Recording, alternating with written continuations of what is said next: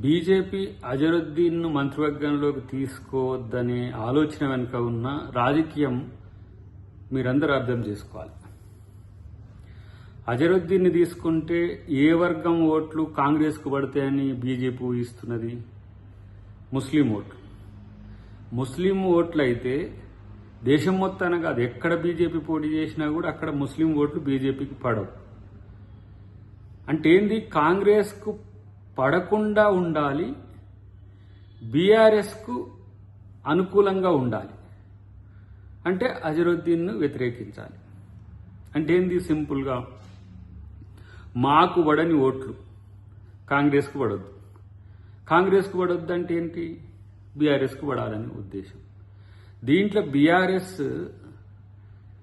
ఇవాళ ద్వంద్వనీతి ఏంటంటే, వాళ్ళు ముస్లింలకు అనుకూలంగా ఉన్నట్టు నటిస్తుంటారు.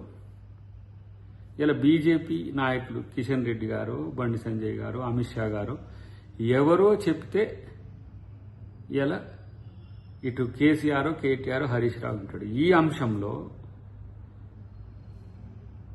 కేటీఆర్ కిషన్ రెడ్డికి చెప్పడం, కిషన్ రెడ్డి దీని మీద కంప్లైంట్ చేపించడం, అజరుద్దీన్ మంత్రివర్గాన్ని అడ్డుకోవడం, ఇది అంతఃసూత్రం.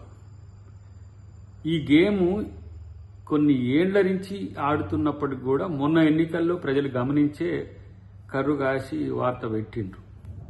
అయినప్పటికి కూడా ఇప్పటికీ కూడా బీఆర్ఎస్ కోసం బీజేపీ పడే శ్రమ, బీజేపీ కోసం బీఆర్ఎస్ పడే శ్రమను మీరు తెలంగాణ ప్రజలు, తెలుగు సమాజం గమనించాల్సిన అవసరం ఉంది.